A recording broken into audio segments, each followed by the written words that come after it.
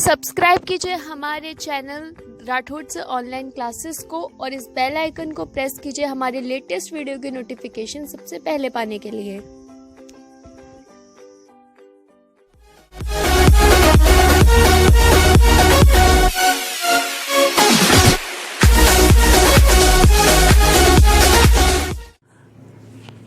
नमस्कार दोस्तों, स्वागत है आपका हमारे channel Rathore sir online classes पे। आज हम आपके सामने जो हमारी सीरीज चल रही थी, बुक का नाम है फुटप्रिंट विदाउट फीट। क्लास 10 की जो इंग्लिश की बुक है उसका जो चैप्टर नंबर 7 है द नेकलेस, उसका एक वीडियो हम ऑलरेडी कंप्लीट कर चुके हैं। आज हम उसके आपके सामने उसका सेकंड पार्ट लेकर आए हैं। तो चलिए शुरू करते हैं। देखिए, पिछले चैप्टर में हमने पढ़ा था कि द नेकलेस एक फ्रेंच स्टोरी है और गाय डी मॉसपेसेंट नाम के एक लेखक ने इसको लिखा है और ये बहुत ही अच्छी स्टोरी है। इसमें जो इसकी जो नायिका है, जो हीरोइन है, उसका नाम है मटिल्डा। और मटिल्डा जो है वो अत्यंत महत्वाकांक्षी लड़की है और उसको दुनिया की सब लग्जरीज़ की चाह रहती है। एक वो उसके हस्बैंड एक पार्टी के लिए एक इन्विटेशन लेकर आते हैं तो वो जाने से मना कर देती है कि मेरे पास पहनने के लिए अच्छे कपड़े नहीं हैं, जेवर नहीं है। तो फिर उसके जो हस्बैंड है उसको बोलते भाई ठीक है, तुम एक नई ड्रेस ले लो। और वो अपनी जो एक गन को ख़रीदने के लिए उसने कुछ पूंजी जोड़ रखी थी 400 फ्रैंक के आसपास। वो पैसा वो उसको ड्रेस लाने के लिए दे देता है। और जब ड्रेस आ जाती है तो वो ये कहती है कि भाई मेरे पास पहनने को ज्वेलरी नहीं है। तो वो उसका हस्बैंड उसको सजेस्ट करता है भाई तुम्हारी एक अमीर दोस्त है मैम फोरेसियर, तुम उससे ज्वेलरी उधार ले लो और उसको बाद में वापस लौटा देना। तो वो उससे एक हीरो का हार लेकर मांग कर ले जाती है पहनने के लिए। और जब वो वापस पार्टी से घर लौटती है तो देखती है कि वो हार कहीं खो चुका है। तो अब देखिए उसके बाद में क्या होता है। तो चलिए शुरू करते हैं। तो उसमें लोइजल जो उसका हस्बैंड है ऑलरेडी हाफ अनड्रेस्ड, मतलब वो आधे कपड़े अपने उतार चुका था। उसने आस्क्ड, तो जैसे ही मटिल्डा जोर से चिल्लाई कि अरे मेरा हार गायब है, ये मेरे पास जो मिसेस मैम फोरेसियर का जो हार है वो नहीं है। तो वैसे ही जो लोजल जो आधे कपड़े उतार चुका था, तो वो उससे पूछता है भाई व्हाट इज़ द मैटर, कि भाई क्या मैटर है, तुम क्यों चिल्ला रही हो। तो सी टर्न टुवर्ड्स हिम, तो वो उसकी तरफ मुड़ती है एक्साइटेडली मतलब उत्तेजित होकर वो उसकी तरफ मुड़ती है। क्यों, उसका जो मुंह था वो शीशे की तरफ था। तो जैसे ही वो फिर अपने हस्बैंड की तरफ मुड़ के जवाब देती है, I have no longer have ma'am Forestier's necklace. मेरे पास मैम फोरेसियर का जो नेकलेस है वो अब नहीं है, अर्थात मैंने उसे खो दिया है। ही अरोज इन डिसमे, तो जैसे ही वो चिल्लाती है कि भाई मेरा हार गायब है, तो एकदम से उसको भी शौक लगता है। उसका जो हस्बैंड है उसको भी शौक लगता है। तो कहता है कि what, how is that, it is not possible. अरे ये क्या, ये तो पॉसिबल नहीं है। And they looked in the fold of the dress, तो वो क्या करते हैं कि वो जो ड्रेस जो उसने पहन रखी थी उसके जो फोल्ड्स हैं उन सारी फोल्ड्स में वो ड्रेस उसको देखते हैं कि कहीं हार गिर के उनके फोल्ड्स में अटक गया हो। और in the fold of the clock, और जो उसने वो ऊपर से जो ओवरकोट पहना हुआ था उसके फोल्ड्स में देखते हैं। इन द पॉकेट्स, सारी पॉकेट जो उस ओवरकोट की रहती है उसको उसमें देख लेते हैं। एवरीवेयर, सब जगह वो देख लेते हैं। They could not find it, और वो उनको नहीं मिलता। ही आस्क्ड, फिर वो उससे पूछता है, you are sure you still had it when we left the minister's house. क्या तुम श्योर हो कि जब हमने मिनिस्टर का घर छोड़ा था तब वो तुम्हारे पास था? क्या तुम पक्का हो क्या इस बात को लेके? तो वो कहती है, यस आई फेल्ट इट, हाँ मैंने इसको महसूस किया था। एज वी केम आउट, जैसे हम बाहर आए थे तो मैंने अपने गले पे उसको महसूस किया था। But if you had lost it in the street we should have heard it fall. तो उसका हस्बैंड बोलता है कि अगर हमने उसको मान लो स्ट्रीट में गिराया होता तो हमें उसके गिरने की आवाज़ तो आती। It must be in the cab, वह अवश्य कैब में या जिस घोड़ा गाड़ी में वो आए थे उसमें होना चाहिए। यस इट इज़ पॉसिबल, हाँ यही पॉसिबल है। Did you take the number, तो क्या तुमने कैब के नंबर लिए थे? नो. एंड यू, और तुमने? Did you notice what it was? No. तो वो उससे कहती है कि भाई तुमने भी नोटिस किया? वो भी कहती है भाई मैंने भी उसके नंबर को नोटिस नहीं किया और तुमने भी नोटिस नहीं किया. तो दोनों ने ही जो कैब के जो नंबर है वो नोट करना भूल जाते हैं. तो देखिए ये कॉमन सेंस की बात है कि कभी भी आप अगर किसी टैक्सी में बैठते हैं या जिसमें नंबर हो तो आपको कम से कम बैठते समय उसके नंबर तो नोट होने ही चाहिए. तो they looked at each other utterly cast down. उन्होंने टूटे हुए दिल से एक दूसरे की तरफ देखा. मतलब उनका जो दिल था वो दोनों का एक तरह से डूब चुका था, क्योंकि वो दोनों जानते थे कि उनसे कितनी बड़ी गलती हो चुकी है. Finally Loisel dressed himself again. आखिरकार लोजल ने क्या किया कि वापस कपड़े पहने. I am going. फिर वो उससे बोलता है कि मैं जा रहा हूँ. He said over the track. तो मैं जिस रास्ते से हम आए हैं उस रास्ते पे मैं जाके ढूंढता हूँ कि हो सकता है कि वो हार हमें कहीं गिरा हुआ हो, किसी ने उठाया नहीं हो, तो वो हमको मिल जाए.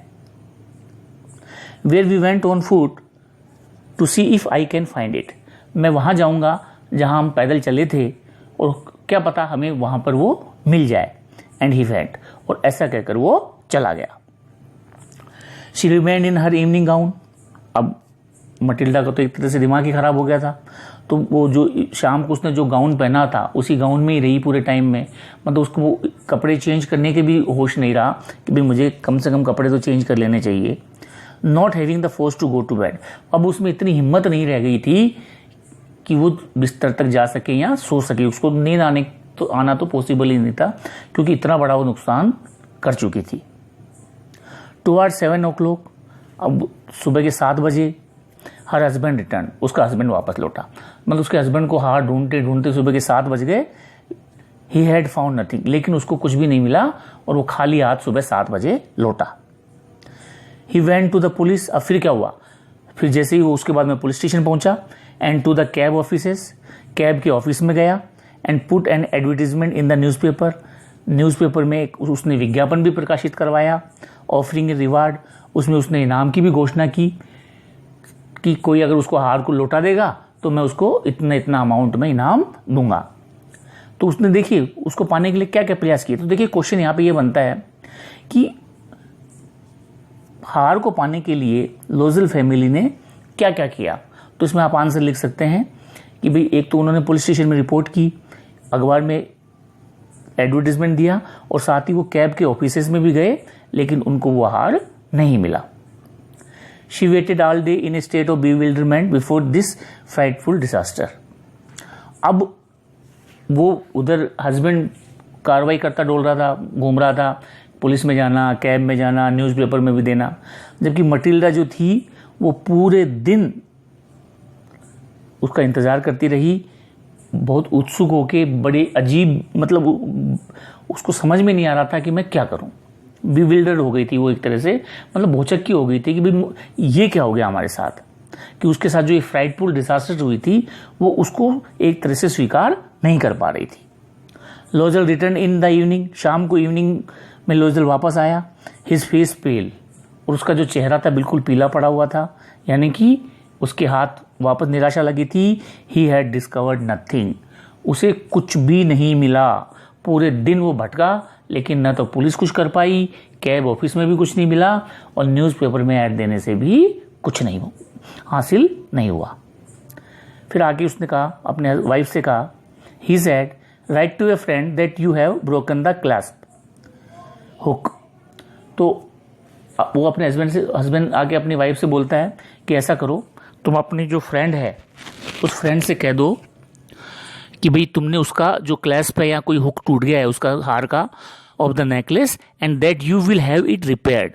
और तुम उसे मरम्मत करा के दोगी. That will give us time. इससे हमें थोड़ा और समय हार को प्राप्त करने में मिल जाएगा. She wrote as he dictated. Dictated का मतलब जैसा उसने बोला वैसा उसने उसको लिख दिया. At the end of a week. और जब पूरा सप्ताह गुजर गया, they had lost all hope.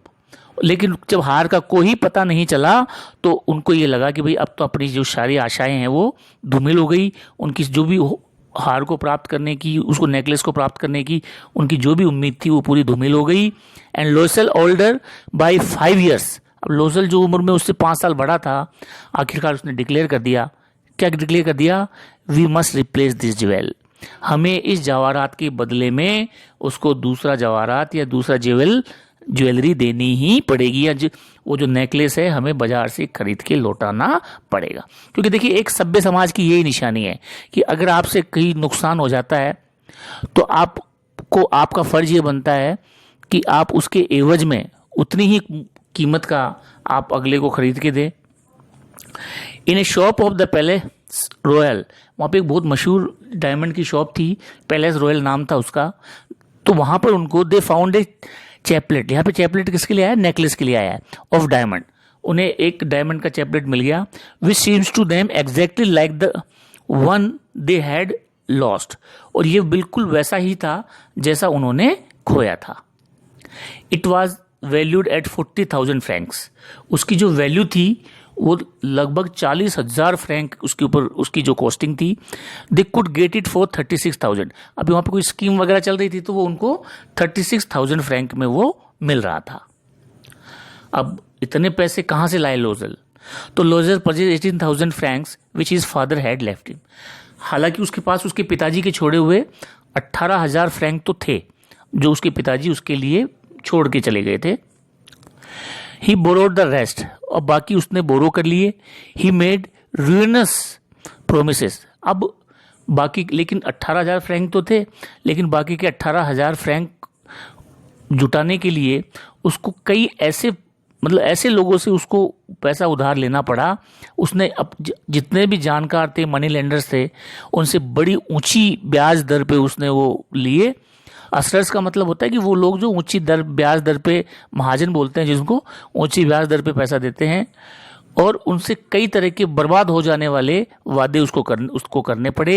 And the whole race of lenders, और ऐसा लग रहा था कि जैसे पूरे जो लेंडर्स की जो पूरी रेस है, पूरी प्रजाति से ही उसने उधार ले लिया हो। Then he went to get the new necklace, फिर वो नया नेकलेस लेने के लिए शॉप पर गया। Depositing on the merchants counter, और उस मर्चेंट के काउंटर पे उसने 36,000 फ्रैंक जो उसने लोगों से इधर उधर जुगाड़ करके व्यवस्था कर की थी, वो काउंटर पर उसने पैसे वो जमा करा दिए। When ma'am Loisel look back the jewels to ma'am Forestier, the latter said to her in a frigid tone, अब क्या हुआ, उन्होंने नया हार खरीद लिया, लेकिन अब मटिल्डा के मन में तो ये था कि यार वो एग्जैक्ट वो तो नहीं था, तो कहीं ऐसा तो नहीं है कि वो उसको पहचान जाएगी। तो वो जब उसके पास उसको वापस लौटाने गई तो मैम फोरेसियर जो थी, जो उसकी सहेली थी, अमीर, जो रिच उसकी फ्रेंड थी, उसने बड़ी ही बर्फीली आवाज़ में या बहुत ही रूखेपन से उससे कहा, you should have return them to me sooner, तुम्हें ये मुझे जल्दी ही लौटा देने चाहिए थे। For I might have needed them, मुझे उनकी ज़रूरत पड़ सकती थी। भाई तुम्हें इतने दिन मतलब तुमको नहीं लगाने चाहिए थे, तुम्हें मेरा हार जल्दी ही लौटा देना चाहिए था, क्योंकि मुझे भी तो इसकी ज़रूरत पड़ सकती थी। फिर ma'am Forestier did not open the jewel box, अब मैम फोरेसियर ने क्या किया, ज्वेल बॉक्स को ओपन ही नहीं किया, मतलब वो तो भाई पैसे वाली थी, उसको तो उसकी परवाह भी नहीं थी, तो उसने वो ज्वेल बॉक्स ओपन ही नहीं किया। And ma'am Loisel feared she would, अब जो मटिल्डा जो थी उसको तो ये डर था कि कहीं ये बक्सा खोल के अपने हार को पहचान ना जाए। What would she think if she should pursue the substitution, तो वो मनी मन ये सोच रही थी कि अगर इसको पता चल गया कि यार ये तो मेरा हार नहीं है, तो वो क्या सोचेगी। What should she say, वो क्या कहेगी। Would she take her to a robber, for a robber, कहीं वो ऐसा तो नहीं, मुझे लुटेरा तो नहीं समझेगी कि मैंने उसके साथ धोखा किया है या उसके साथ धोखेबाजी की है। अब ma'am लोसेल now new the horrible life of necessity, अब उनके बुरे दिन शुरू हो गए। क्यों, क्योंकि वो ऑलरेडी एक बहुत बड़ी अमाउंट जो 18,000 फ्रैंक का कर्जा कर चुके थे, तो अब उन्हें जो ज़िंदगी की जो हॉरिबल नेसेसिटी, आवश्यकताओं की जो लाइफ की जो आवश्यकताएं हैं, उसका जो दयनीय रूप है वो उनके सामने आया। शी डिड हर पार्ट, हालांकि वो अपना पार्ट कर चुकी थी, भाई जितना का हार था, वो हार वो लुटा चुकी थी, हाउएवर कंप्लीटली हीरोइकली, और बड़े ही हीरोइकली उसने अपने इस रोल को निभाया था उसको वापस करने में। लेकिन उसे अभी भी अपने जो जीवन की जो कठिनाइयाँ थी उन कठिनाइयों का भी सामना करना बाकी था। इट वॉज नेसेसरी टू पे दिस फ्राइटफुल डेब्ट, शी वुड पे इट। और अब तो उसको वो जो देनदारियाँ जो थी, जो उन्होंने ऊंची रकम पे ब्याज पे पैसे उठाए हुए थे, उनको लौटाना भी एक तरह से बहुत ही ज़रूरी था। क्यों? अब उसको जो फ्राइटफुल डेब्ट थी, वो जो डेब्ट इसलिए फ्राइटफुल थी कि वो, देखिए ये कहा जाता है कि महाजन का जो ब्याज है वो एकमात्र ऐसी चीज़ है जो 24 घंटे चलता है, और वो जब तक चलता रहता है जब तक कि आप सूद समेत उसको वापस न कर दो। तो उन्हें एक बहुत बड़ी डेब्ट जो थी वो उसको चुकानी थी। उसकी तनख्वाह इतनी ज़्यादा नहीं थी, सैलरी इतनी ज़्यादा नहीं थी कि वो उसको आराम से चुका पाते। They send away the wait. अब उन्होंने क्या किया, उस पैसे को मैनेज करने के लिए क्या किया भाई, सबसे पहला काम तो उन्होंने ये किया कि नौकरानी को हटा दिया। तो उनके घर में जो नौकरानी आती थी काम करने के लिए, उन्होंने उस मेड को वापस भेज दिया। They change their lodgings. और जिस मकान में वो किराए के मकान में रहते थे उसका रेंट थोड़ा ज़्यादा था, तो उन्होंने क्या किया और उसको चेंज कर लिया, यानी कि एक सस्ते से घर में वो रहने के लिए चले गए। They rented some room in an attic. Attic का मतलब टॉप स्टोरी। उन्होंने क्या किया, एक बिल्डिंग के ऊपर की मंजिल पे एक सस्ता सा अटारी नुमा मकान उन्होंने ले लिया। बिल्कुल छोटा सा मकान था, उसको उन्होंने, अटिक का मतलब देखिए किराए अपार्टमेंट में जो फ्लैट या अपार्टमेंट जो सबसे ऊपर की मंजिल पे होता है उसका रेंट सबसे कम होता है, क्योंकि वहाँ तक पहुँचने के लिए उसमें रहने वालों को बड़ा श्रम करना पड़ता है। तो मटिल्डा के हस्बैंड ने क्या किया कि सबसे ऊपर की मंजिल पर कम पैसे बचाने के चक्कर में और किराए पर मकान ले लिया। She learn the ऑडियस work of A kitchen. अब तक तो भाई घर पे नौकरानी भी थी, लेकिन अब उसको सारा काम उसको खुद को सीखना पड़ा। ऑडियस का मतलब थका देने वाला या tiresome. She wash the dishes. बर्तन उसको खुद मांजने पड़ते थे। She wash the soiled linen. सारे गंदे कपड़े वो धोती थी। Their clothes and dish cloths. सारे कपड़े, बर्तन, किचन के सारे कपड़े, यानी कि जितने भी कपड़े थे, जितने भी गंदे बाहर के, चादर, तौलिया, सब कुछ वो खुद ही धोती थी। Which she hung on the line to dry. और फिर क्या करती थी, धोने के बाद उनको लाइन से सुखाया करती थी, मतलब खुद ही सुखाती थी, जबकि पहले ये सारा काम नौकरानी किया करती थी। She took down the refuse to the street. अब उसका मकान सबसे ऊपर के टॉप फ्लोर पे था, वहाँ से वो कचरा फेंकने के लिए नीचे सड़क पे आया करती थी सीढ़ियों से उतरते हुए।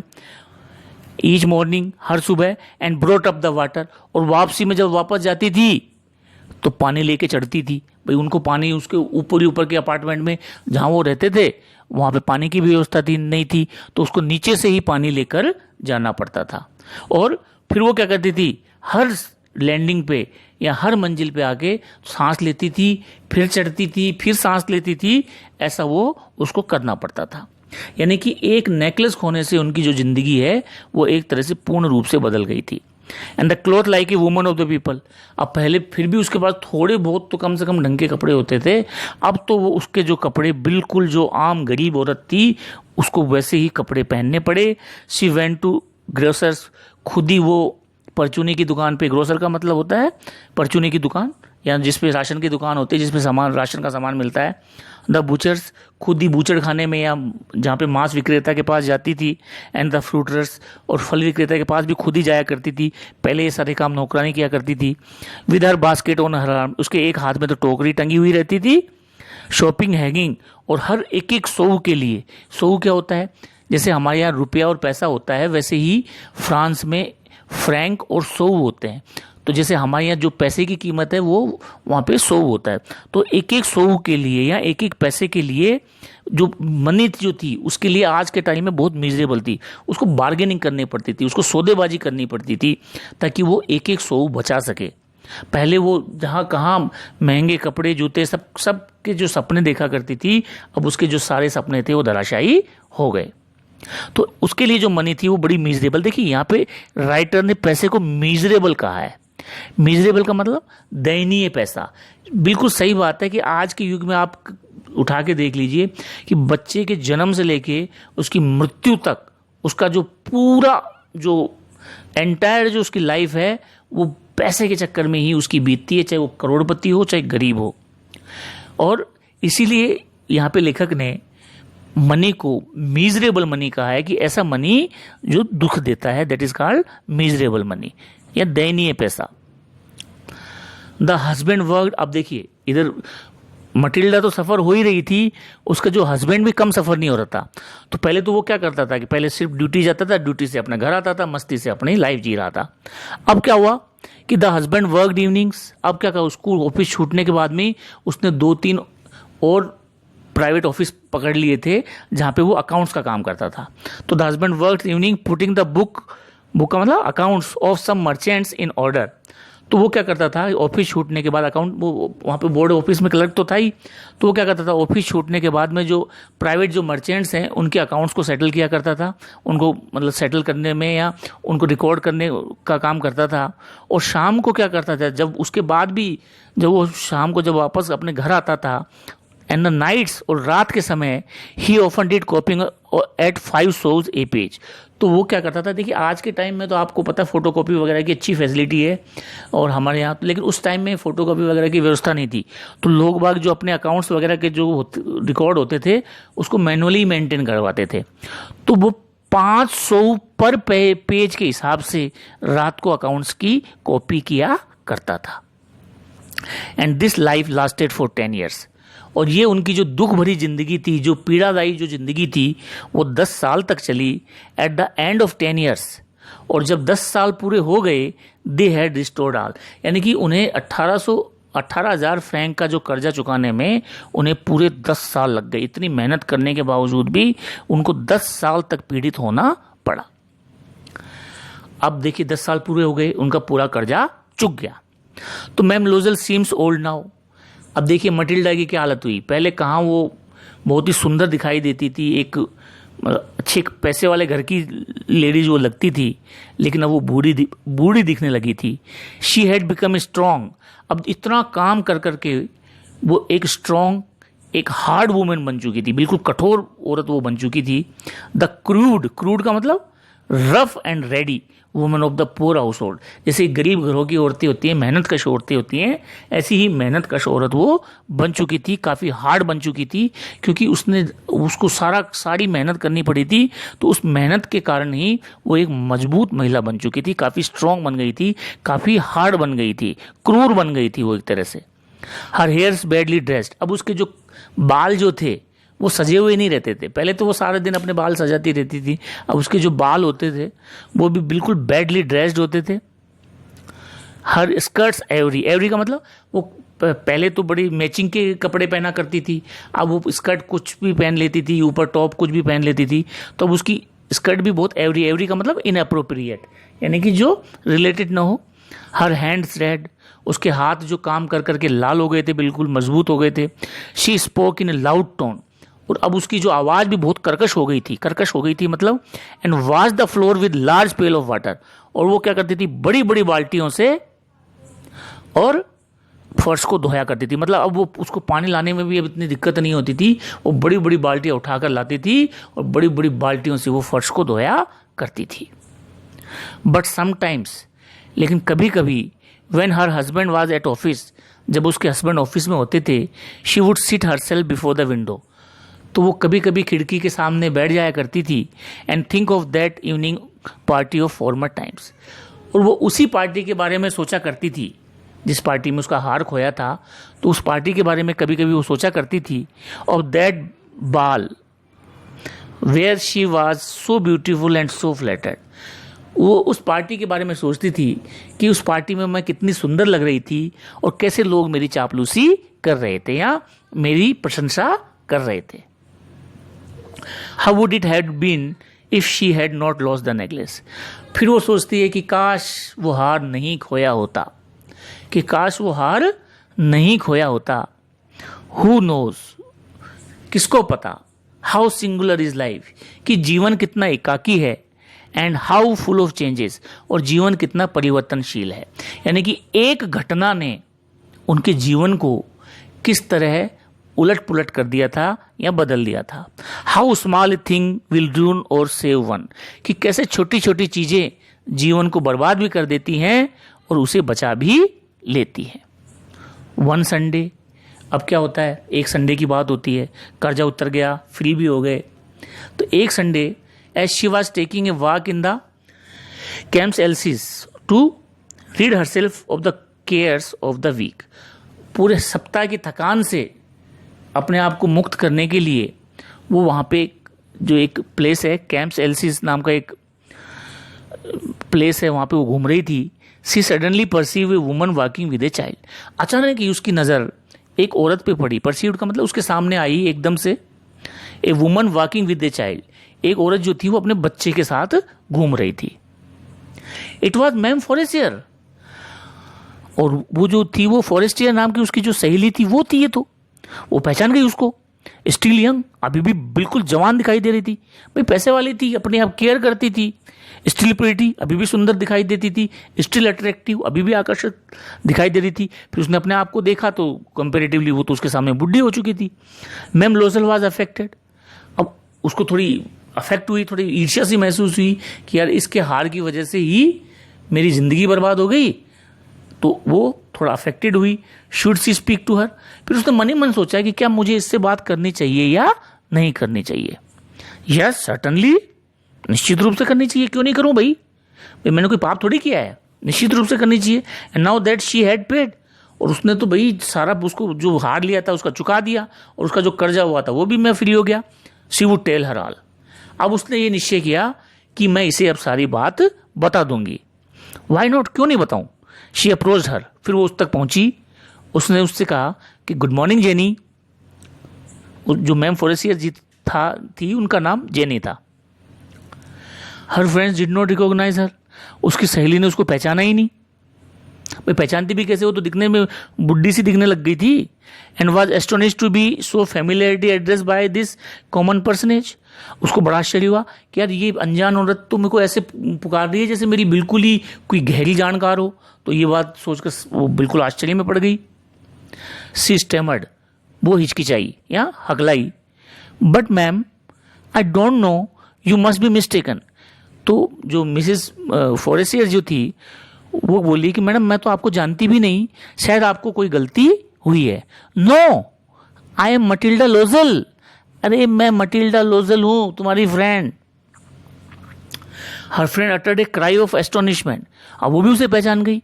तो वो जो मतलब बिल्कुल आश्चर्यचकित होकर जोर से चिल्लाई, oh my poor Matilda, how you have changed, अरे मेरी प्यारी मटिल्डा तुम तो बिल्कुल बदल गई। काफी खास दोस्त थी उसकी, तो कहती कि अरे मटिल्डा तुम तो बिल्कुल बदल गई।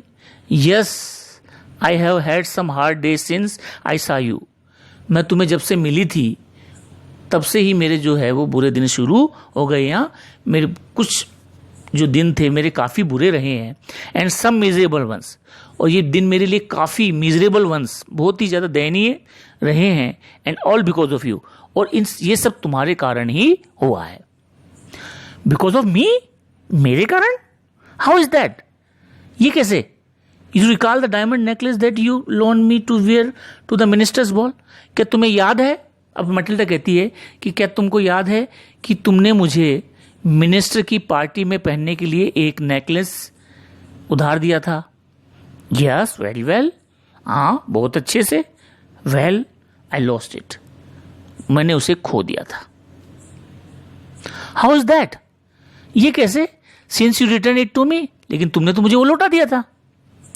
आई return another to you exactly like it, मैंने तुम्हें लौटा तो दिया था लेकिन वो नहीं था, बिल्कुल उसके जैसा था।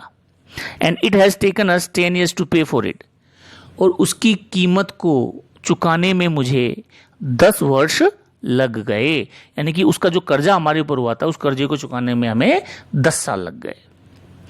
You can understand that it was not easy for us, तुम समझ सकती हो कि हमारे लिए ये आसान नहीं था, क्योंकि हमारे पास तो कुछ था ही नहीं। हु हैव नथिंग, और जिस आदमी के पास कुछ भी नहीं हो उसके लिए इतना बड़ा कर्जा चुका पाना असंभव होता है या बहुत मुश्किल होता है, but it is finished and I am decently content. लेकिन अब हमारा ये जो संघर्ष जो था वो समाप्त हो चुका है, हमारे कठिनाई के जो दिन है वो बीत चुके हैं, क्योंकि मेरा वो कर्जा समाप्त हो गया है और अब मैं अच्छे रूप से मैं संतुष्ट हूँ, या अब मैं अपनी लाइफ से सेटिस्फाइड हूँ। Ma'am Forestier stabbed short. अब मैम जो फोरेसियर जो थी तो स्टॉप्ड शॉर्ट, वो तो बिल्कुल ही ठगी सी रह गई कि यार ये क्या हुआ, ये क्या कहानी सुना रही है। She said, you say that you bought a diamond necklace to replace mine. मतलब तुम ये कह रही हो कि तुमने मेरे नेकलेस को वापस लौटाने के लिए डायमंड का नेकलेस खरीदा। Yes, you did not perceive then it then. हाँ बिल्कुल, तुमने क्या उस वक्त तुमने तो उस वक्त उसको पहचाना ही नहीं। दे वर जस्ट अलाइक, वो बिल्कुल एक जैसे थे। And she smiled with proud and simply Joy. तो ये ऐसा कह के मटिल्डा प्राउड और जॉय के साथ मुस्कुराने लगी। फिर मैम फोरेसियर वाज टच्ड। उसकी बात को सुनकर मैम जो फोरेसियर थी, उसकी जो फ्रेंड थी, वो बहुत ही टच्ड हो गई। मतलब उसको बहुत ही ज़्यादा एक तरह से गिल्टी सी फील होने लगी, बहुत ही ज़्यादा मर्मस्पर्शी हो गई। And took both her hands as she replied. फिर उसने क्या किया, जैसे उसने जवाब दिया, उसके दोनों हाथों को पकड़ लिया और उसको ये कहा, ओ माई पुअर मटिल्डा, अरे मेरी प्यारी मटिल्डा, माइन वर फॉल्स, मेरा तो जो हार था उसके हीरे नकली थे। They were not worth of over 500 francs, उनकी कीमत 500 फ्रैंक से ज़्यादा की नहीं थी। यानी कि मैंने तुम्हें जो हार दिया था वो नकली हार था, यहाँ उसके हीरे नकली थे और उसकी कीमत भी 500 फ्रैंक से ज़्यादा नहीं थी। इसी के साथ ये जो हमारी स्टोरी है समाप्त हो जाती है। तो आपने देखा कि किस तरह इंसान की जो एक छोटी सी गलती है उसकी ज़िंदगी बर्बाद कर देती है। इसे गाय दी मेपसन ने लिखा है, एक फ्रेंच राइटर हैं। बहुत अच्छी लगी मुझे भी स्टोरी, शायद आपको भी पसंद आई होगी। स्टोरी कैसी लगी आप कमेंट बॉक्स में कहिए। इसी के साथ हमारे जो चैनल है उसको सब्सक्राइब कीजिए और जो वीडियो है उसको शेयर कीजिए और बेल आइकन जरूर दबाइए ताकि हमारी वीडियो की नोटिफिकेशन आपको मिलते रहे। जय हिंद, जय भारत, वंदे मातरम।